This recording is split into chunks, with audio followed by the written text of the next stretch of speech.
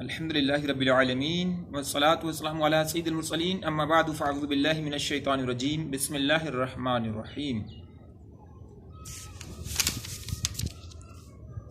أولئك الذين اشتروا الضلالة بالهدى فما ربحت تجارتهم وما كانوا مهتدين صدق الله العظيم۔ ترجمہ کنز العرفان۔ یہی وہ لوگ ہیں جنہوں نے ہدایت کے بدلے گمراہی خرید لی تو ان کی تجارت نے کوئی نفع نہ دیا اور یہ لوگ راہ جانتے ہی نہیں تھے۔ سورہ بقرہ آیت نمبر 16 کی تفسیر مقصود ہے۔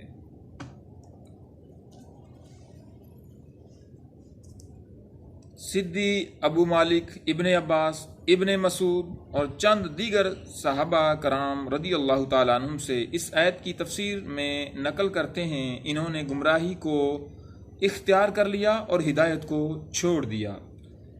حضرت ابن عباس سے ایک دوسری روایت میں ہے کہ انہوں نے ایمان کے بدلے کفر خرید لیا۔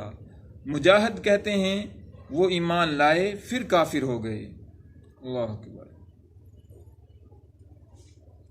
قتادہ کا یہ قول معنی میں قوم سمود کے بارے اس آیت کے مشابہ ہے۔ وَأَمَّا ثَمُودُ فَهَدَيْنَاهُمْ فَاسْتَحَبُّوا الْعَمَىٰ عَلَى الْهُدَىٰ حامیم سجدہ آیت نمبر 17۔ باقی رہے سمود تو انہیں ہم نے سیدھی راہ دکھائی، انہوں نے پسند کیا اندھے پن کو۔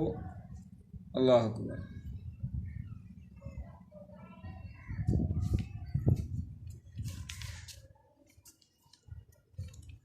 اشتروا الضلالۃ بالہدیٰ، یہی وہ لوگ ہیں جنہوں نے ہدایت کے بدلے گمراہی خرید لی۔ ہدایت کے بدلے گمراہی خریدنا یعنی ایمان کی بجائے کفر اختیار کرنا نہایت خسارے اور گھاٹے کا سودا ہے۔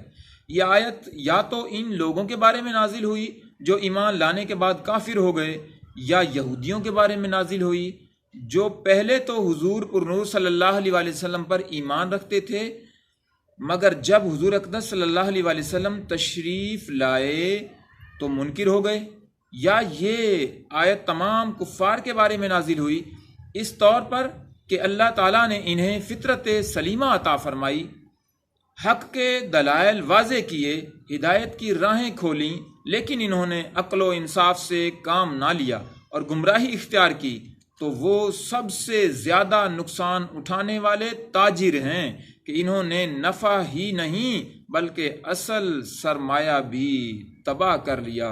اللہ تعالیٰ منافقت سے محفوظ فرمائے، ان کی صحبت سے بھی محفوظ رکھے، آمین، بجاہ خاتم النبیین صلی اللہ تعالیٰ علیہ وآلہ وسلم۔